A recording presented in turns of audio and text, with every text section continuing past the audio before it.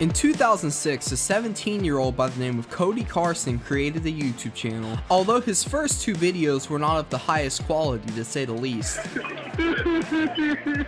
He would go on to be the frontman of a band with over 2.5 million Spotify listeners monthly. How did he go on to achieve this feat? That's what we're going to be discussing in today's video. Hey guys, my name is BandPrevail, and today we're going to be discussing the band Set It Off. Before we get into the video, make sure to subscribe to the channel with notifications on to be alerted when I post a new video. And follow me on Twitter at BandPrevail for video updates and more. Without further ado, let's get into the video.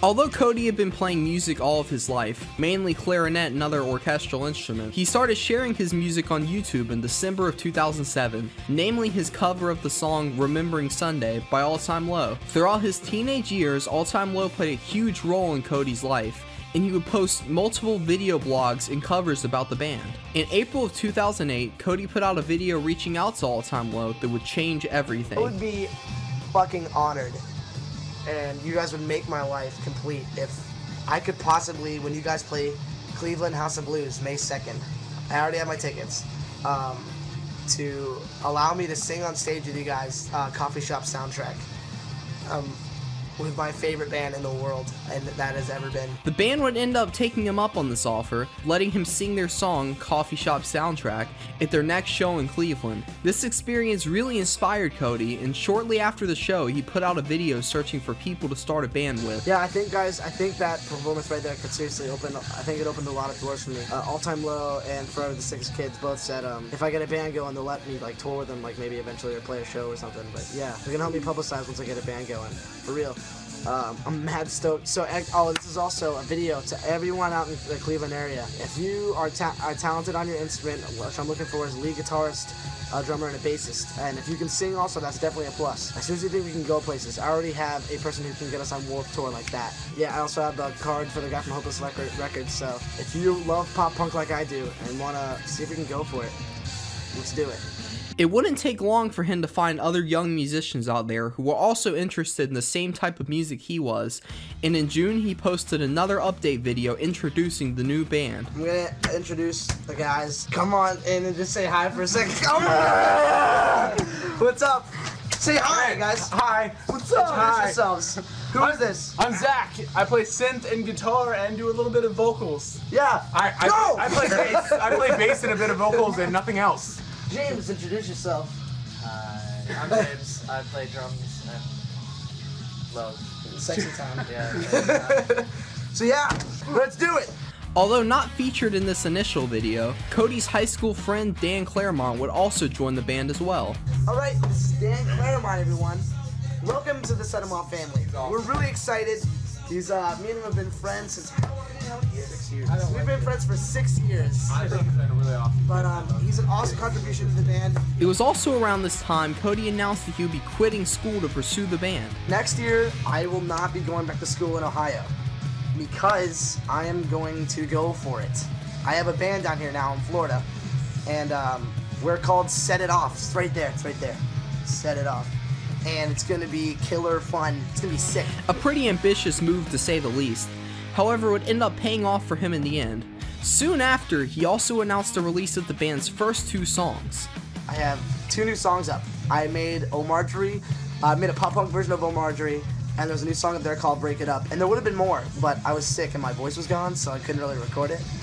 Throughout the next few months, the band released another single, Shh, It's a Secret, and worked on scheduling new tour dates. Unfortunately, in August, a video was released announcing that James would have to leave the band due to financial troubles. Big news everyone needs to know about. James, our drummer, was struggling with a lot of difficulties being in the band because of gas and just money in general, because he lives in Orlando and had to drive over every Wednesday, every Tuesday, and was spending $85 a week, and it was really tough on him. And he recently, as of 2 nights ago, decided to resign from Set It Off. And yeah, I know, he was a cool guy. I'm sure you guys are bummed out. And we're sorry, we're definitely going to miss James. He was replaced by drummer Blake Howell, and the band continued to work on new music. On September 17th, Cody and Dan released a video announcing a new EP titled Baby Don't You Trip As Your Heart Up, set to release on October 31st. although it would end up being released on the 7th instead. But what's up, yo, is we got a mini EP that we decided to name Baby You Don't Trip a Jaharda. And it's going to be a 6-song demo on iTunes. For $5? Hey, what's up guys? Post-editing me coming here to say I just launched a new Patreon.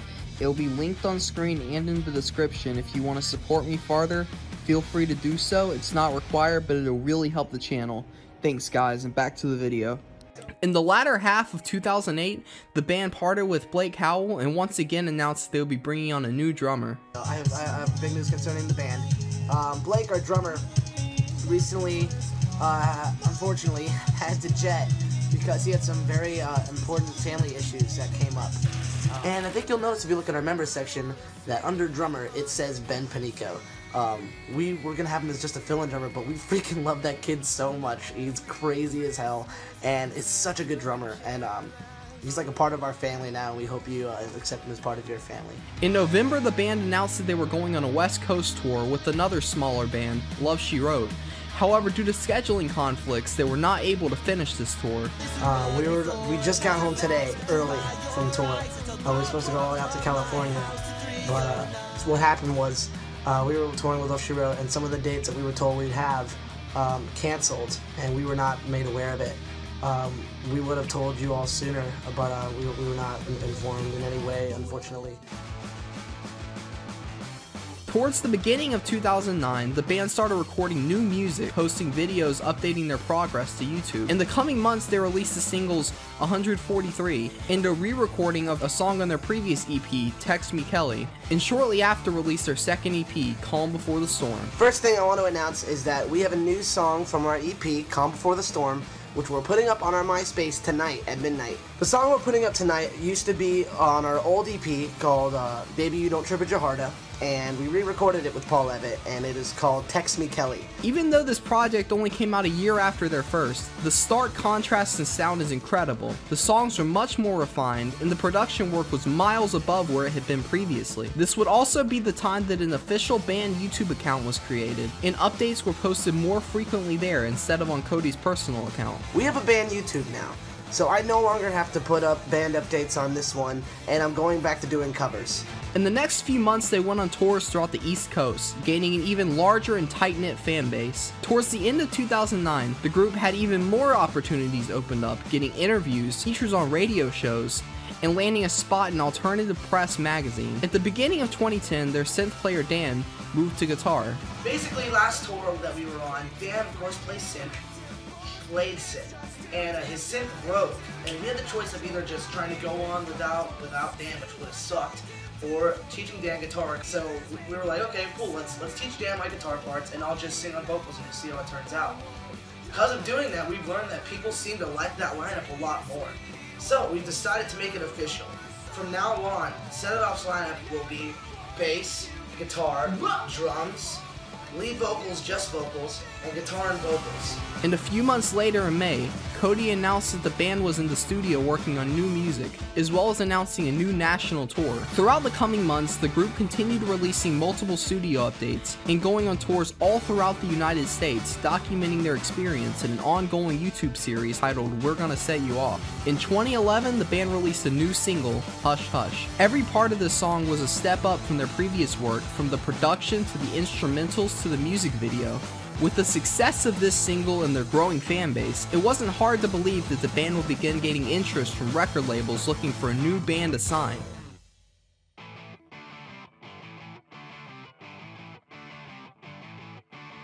Throughout 2011, the group continued their momentum, releasing multiple studio updates in the coming months, as well as announcing they once again had a new drummer, Max Danziger. This marked the end of the band's revolving door of drummers, as Max is still in the band to this day. They continued releasing singles from their upcoming EP throughout the coming months, including Breathe In, Breathe Out, and At Reply.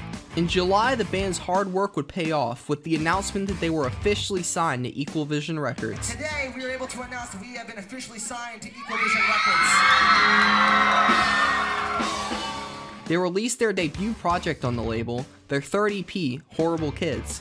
This is around the time the modern Set It Off sound started to come through in their music. In many of the songs, the group started including orchestral instruments, which they've continued using to this day. We decided that we wanted to go in a different direction, kind of our own direction. I have a background in orchestral music. I used to play clarinet for like 11 years of my life, and had an epiphany one day: what if we added orchestral music into our current pop rock style that we have? I personally think that this change helped to separate them from other pop punk acts that were emerging at the time. The EP overall would be quite successful for the band, gaining them the opportunity to play more shows such as Warped Tour in 2011. We just got the green light to announce that Set It Off is able to play 6 days of Warped Tour. Throughout the rest of 2011, the band continued to tour and release YouTube videos documenting their tour. At the end of 2011, Cody posted his cover of Someone Like You by Adele, the first of many highly produced covers that would gain much traction on YouTube and bring new eyes to the band. As 2012 began, the group started working on new music once again. In February, they released the first studio update for their upcoming album, Cinematics. Much like with Horrible Kids, the group posted multiple studio update videos on YouTube discussing their process and giving fans small leaks of upcoming songs that would be on their new project. During the recording of this album, the band got the opportunity to work in a much larger studio than they had been in previously. We got here and we took a little tour of the studio, and like this is by far like the most comfortable we've ever been in a studio. But I mean, like, the actual environment is really comfortable. There's couches, giant fucking TV, huge. There's PS3, video games, there's a full kitchen, 2 bathrooms with 2 showers. Are you kidding me? That's unstoppable. They also got the opportunity to work with producers Kenneth Mount and Zach Odom, who both produced Mayday Parade's smash hit album, A Lesson in Romantics. With these factors, as well as a major label backing them, the album was lining up to be their most successful project yet. And it was, releasing in September to positive reviews. Songs such as I'll Sleep When I'm Dead and Nightmare have become some of the group's most popular songs, even to this day. The band also announced that for every record sold, they would donate $1 to the VH1 Save the Music Foundation, a non-profit organization that supported music programs in schools. If the album reached #1 on the Billboard Heatseekers album chart, their label, Equal Vision Records, would also match this donation, although unfortunately, it only peaked at 4th. However, the true success of this album was only just being discovered. In 2013, they released an expanded version of the album, which included 2 new songs, Partners in Crime featuring Ash Costello of the band New Year's Day, and Kill the Lights. These became some of the best performing songs on the entire album. Partners in Crime specifically has amassed more than 80 million streams on Spotify, and is the group's 2nd most streamed song at the time of recording this video. The success of Cinematics opened up many new touring opportunities, as they got to go on tour with bigger bands such as Chiodos, Silverstein, and Hawthorne Heights in the coming months. In February of 2014, Cody released the cover of Jason Derulo's Talk Dirty to Me on his YouTube channel. This cover became his most successful to date, amassing over 5.7 million views at the time of recording this video. However, this upload marked a long hiatus from the channel, with the next video being uploaded in September of 2017, over 3 years later. The beginning of the year also brought news from their label, Equal Vision, who announced that the band was already beginning to work on their next album. For this project, they got the opportunity to work with legendary pop-punk producer John Feldman, who has also worked with bands such as Black Veil Brides, All Time Low, and Sleeping with Sirens, along with more mainstream artists such as the late Avicii. Needless to say, the band were absolutely stoked to get the opportunity to work with him on the new project. I didn't believe it at first. It was one of, you know, when you hear, hey, this could happen, your first thought is no way.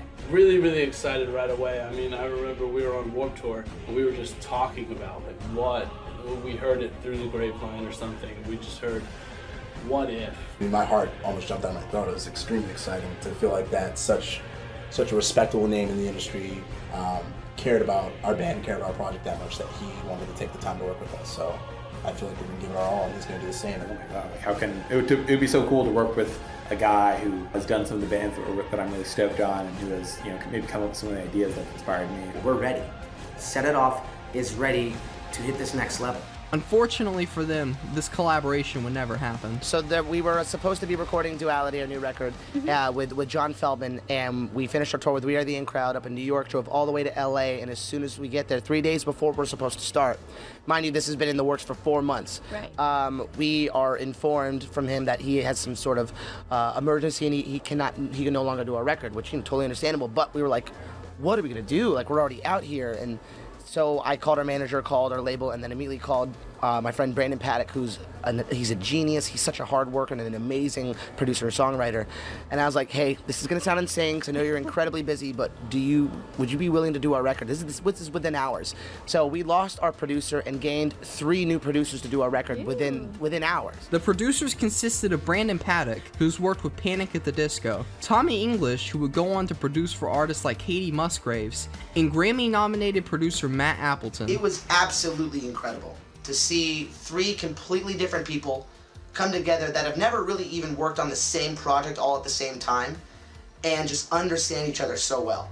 The project also saw a feature from William Beckett, best known as the lead singer of the now disbanded band, The Academy Is. William, same tour with We Are the In Crowd tour, he played his set, and me and him really bonded hard. We became really good friends, and he showed us a song of his that The Academy Is didn't do because it didn't fit their style. Wow. It was very angry, and no one ever hears William in that angry tone. And I was like, dude, this is sick. People need to hear this side of you. So we were listening to Wolf, and I was like, yo, we got this song that you need to do the second verse on, and I was like, it needs an angry voice. He was so excited to be able to do that. He was like, yeah, I can't wait. And so he does the second verse on Wolf in Sheep's Clothing. Leading up to the project's release, the band did a photo shoot with AP Magazine, as well as revealing the name of the new album, Duality. On October 14th, 2014, Duality was released. The project was a popular take on cinematics, however I think it was executed extremely well. Commercially, the star track is A Wolf in Sheep's Clothing, sitting at over 138 million streams on Spotify, their most streamed song to date. Songs such as Why Worry, The Haunting, and my personal favorite, Ancient History, continue to be staples in their set list. Many bands find it quite difficult to one-up their debut album, but I personally think Set It Off accomplished that, and more with Duality. The success of the release allowed them to go on tour with Black Veil Brides and Falling in Reverse, 2 sizable bands in the scene. Towards the end of 2014, the band contributed a cover of Ariana Grande's song Problem for Fearless Records' Punk Goes Pop 6 collection. At the beginning of 2015, the band went on tour with Crown the Empire in the UK, before getting the chance to headline the Glamour Kills tour in the US. Around this time, it was also announced that the band would get the chance to play side stage at the 2015 Vans Warped Tour. Speaking of tours, you guys are playing Warped Tour 2015 this summer. Just announced like this week, I think. I know, so exciting. And so how are you guys feeling about the announcement about being on Warped Tour again? Oh, absolutely honored and happy. This is our favorite tour to do ever. So I actually tweeted specifically to Kevin Lyman to say thank you. So if you're watching, thank you again. With the success the band has seen throughout the past year, it was hard to believe that anything could stop their momentum. However, right before their Warped Tour run, they suffered a harsh reality most bands in the scene end up facing. In May, allegations of sexual assault against the band's bassist, Austin Kerr, were released via Tumblr. The allegations spread quite rapidly, and on May 20th, the band put out a statement on their Facebook that read, "Recently we have been made aware of the statements made about our bassist, Austin Kerr. We are taking the situation seriously and have decided that the best thing for the band is to part ways with Austin. We send our deepest apologies to anyone who has ever been negatively affected by his actions. Our fans mean the absolute world to us, and their safety and happiness will always be our top priority. We are so grateful for the ongoing support over the years, and will do everything we can to make this up to them and to move forward from this." Austin also made a response stating that he would strive to change and be a better person going forward, and that the allegations were filled with half stories, exaggerations, and untruthful statements. These allegations were proven false, and Austin uploaded a YouTube video to his personal channel to try to clear his name. "I need help to get my life and name back. I have been publicly attacked and accused of crimes I did not commit. This has ended my career, made it hard to find work, damaged friendships, and caused literally thousands of people to attack me over the internet and threaten physical violence. Right now, instead of playing Warped Tour to thousands of people, living a dream that I've been working on for the last 7 years, I'm sitting in my dad's house, sitting in my room, trying to figure out how any of my dreams are still possible." He went on to try his hand in the music scene once more under the stage name Progress before quitting music and going into real estate. With the controversy behind them, the now 4-piece got the opportunity to tour with the band who possibly inspired Cody the most to start Set It Off in the first place, All Time Low, on a North American tour. They also got the opportunity to co-headline the tour with Tonight Alive at the beginning of 2016, as well as play once again at the Vans Warped Tour, this time on the main stage. Throughout the beginning half of the year, there began talks of a new project which was titled Upside Down. They released the first single off of Upside Down, titled Uncontainable, in April. The song had a much poppier sound than much of their previous work, a trend that would follow throughout the entire album. For this album, they worked once again in Los Angeles with producer Brandon Paddock, this time joined by Eric Ron, and one of the most well-known producers in the scene, Mike Green, who has worked with bands such as Paramore, Pierce the Veil, and All Time Low. In July, the band uploaded the YouTube video showing off the writing process for an upcoming song, Something New, and revealed that All Time Low's lead singer Alex Gaskarth was a co-writer on the song. The band spent the coming months doing heavy promotion for the project, selling pre-orders at Warped Tour, and doing Twitter challenges. They even gave away the chandelier featured on the album cover. In August, the final 2 singles from the album were released, Something New, as well as Life Afraid, both receiving corresponding music videos. On October 4th, the band played a release party for the album in Orlando, Florida, and 2 days later the project was officially available on all streaming platforms. Looking back, the more pop-driven sound made fans very split over the release. Many embraced the new sound the band was pushing, but others wanted them to go back to their roots and recreate the grittier sound of some of their early works. Although the project sold well, doubling the album sales of Duality first week and reaching number 8 on the pop albums chart on iTunes, it is typically regarded as their most unpopular album among fans. Although personally, this is my least favorite release from the group, I think there are a few hidden gems on the album, such as Crutch, an extremely underrated song in their discography in my opinion. Shortly after the album's release, the band headlined the Something New Tour, a small East Coast tour to promote the project. In November, they also got the chance to tour in Japan, uploading a vlog to YouTube to document their experience. Yo, get ready to rip it in Osaka, Japan! Dan's getting his push-ups in, Cody's warming up. Yo, Max! Let's do it. Rock and roll. Throughout the beginning of 2017, the band continued to post these types of vlogs on their channel, as well as skits, challenges, and Q&As. 2017 became the band's most active year on YouTube since they have first started, and showed they hadn't forgot where they came from. How much of an impact has that YouTube building again kind of fed into Set It Off today? It meant everything to us because that's kind of where we started. You know, like I used to just do a bunch of covers on my YouTube channel, or every sort of update and Set It Off you knew about because it would come up through that, and we never wanted to officially go away. You know, like our connection with our fans means everything to us. So having the ability to do these videos or skits or writing sessions or us just goofing off was important to us because we wanted to still have that connection, and I think it was a huge part of us moving forward and being able to maintain that connection. In March, they set off on tour with Simple Plan, uploading short 15-second to a minute clips on their YouTube channel, documenting their experience in each city they toured in.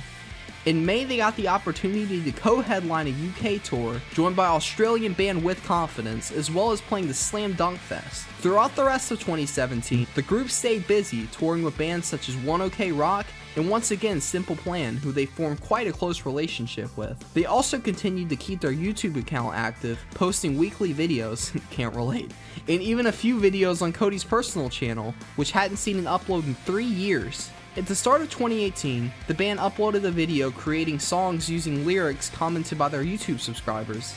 So a couple days ago we went on YouTube and we live streamed because we wanted to write a song together with you. And over 1,000 people came in and submitted their lyric ideas. So we took those, our favorite ones, the ones we thought would fit the most. We created guitar parts, we created melodies, and we have finished the song. So right now, here is our performance of your song, Hourglass Love.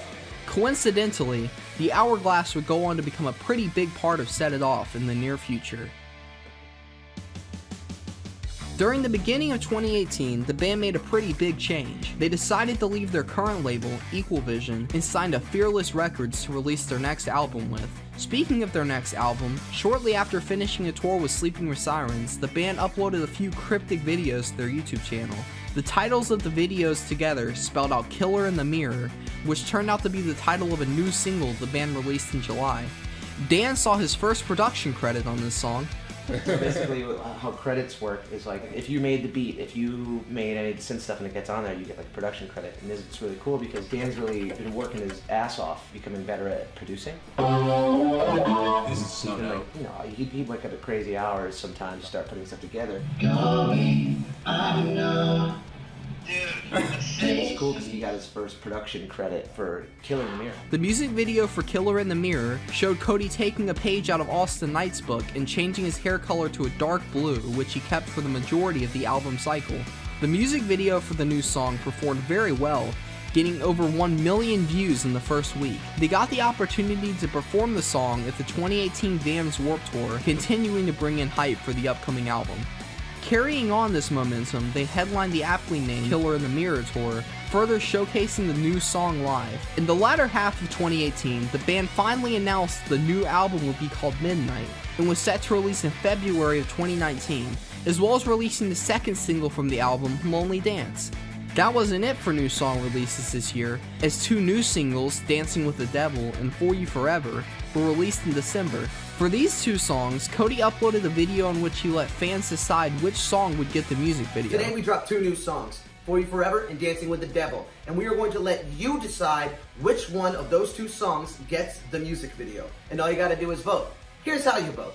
All you gotta do is stream one of each of those 2 songs, and that counts as a vote. You can stream it on Spotify, Apple Music, Amazon, even YouTube. That'll count as 1 vote. And Dancing with the Devil pretty easily won the competition. At the end of 2018, to bring in the new year, they released the final single of the album, Midnight Thoughts, at midnight exactly on January 1st. The album was once again produced by their longtime go-to producer Brandon Paddock, as well as Mike Green. Leading up to the record's release, it was revealed that there had been some tension within the band, trying to decide what the final sound they wanted to go for was. Some people in the band didn't enjoy the poppier direction Upside Down had been taken in. And this is a completely selfish thing on my end, but I don't really play drums on like a lot of Upside Down songs, and for half of the set, I am sitting with my feet up on the drums. Yeah. So it took some of the joy out of playing live, and I miss being a rock band. Luckily, it seems like for this project, they finally found that happy medium. It's always been about balance.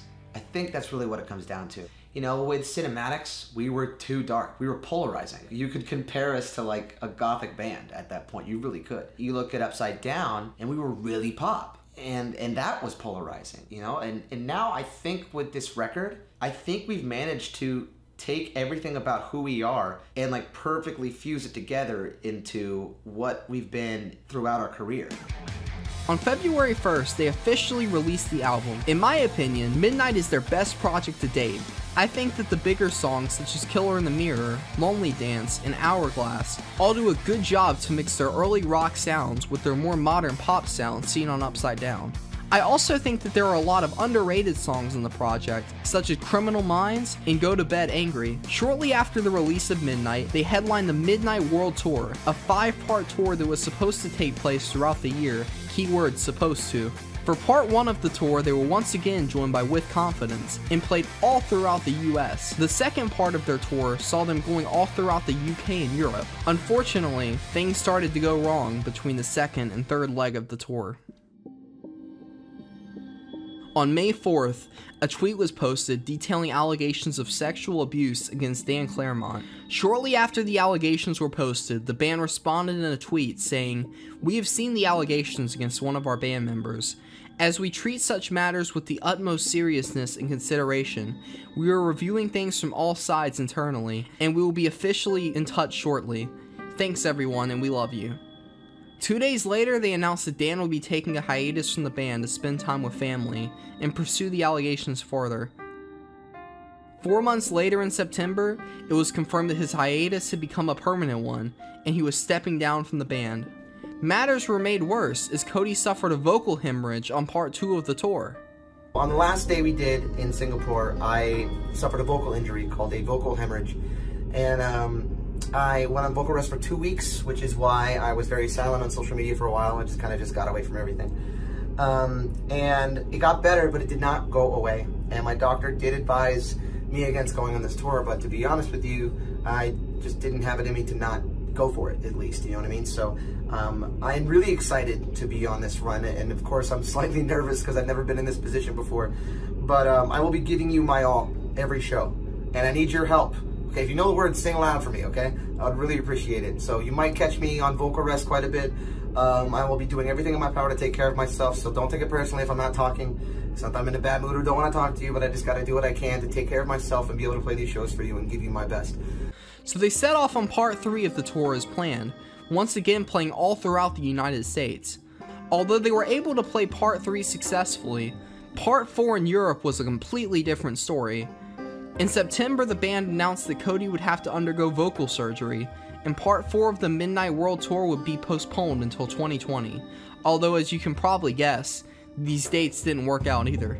Thankfully, the surgery went well, and going into 2020, the band looked forward to setting off on tour once more. They supported Sleeping with Sirens in January and February, before headlining part 5 of the Midnight World Tour in the northern US and Canada. Unfortunately, as they were about to go to Europe for part 4 of the tour, the COVID pandemic hit, and they were once again forced to reschedule the dates. How many times did you have to reschedule or cancel? The UK one in particular, like those, God bless them, man. Like they've been so patient with us. They bought their tickets in October of 2019, and then I had a vocal injury, so I had to get surgery, so we had to postpone it. And they were very understanding, and it was very kind of them. And then we were gonna go see them again, but then COVID happened. And so we're like, okay. The story behind that was we had this whole run planned. We just finished Australia, and we were about to do a tour in Asia with Jimmy Eat World, which I could not wait for. Nice. And then we were gonna go from there right to the UK and Europe, and then we just watched it all fall apart right in front of us. So we're like, no. With the current circumstances, they weren't able to do any touring for the foreseeable future.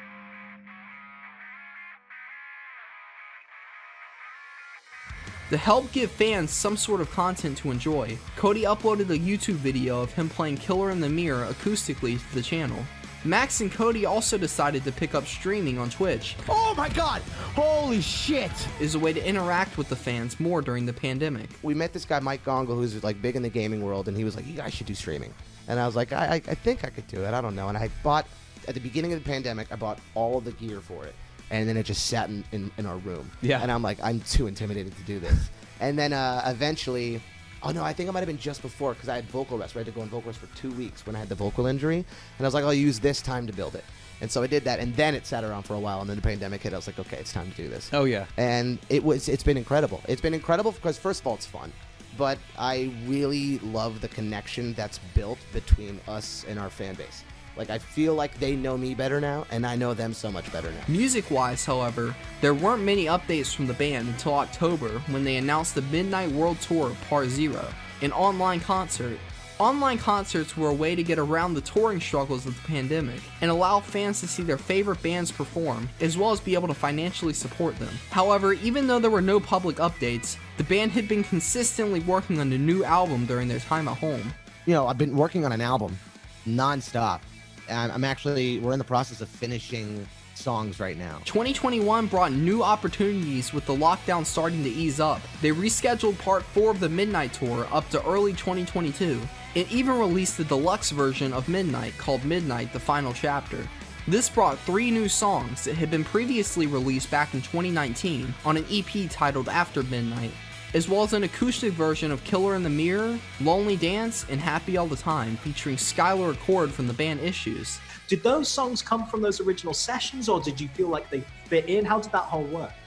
So the absolute bare bones truth of it all was that we wanted those songs to be on Midnight, but just circumstances did not allow it. And so we're like, well, we're not gonna let these songs die. So what we decided right then before was, well, why don't we let this current album run its course?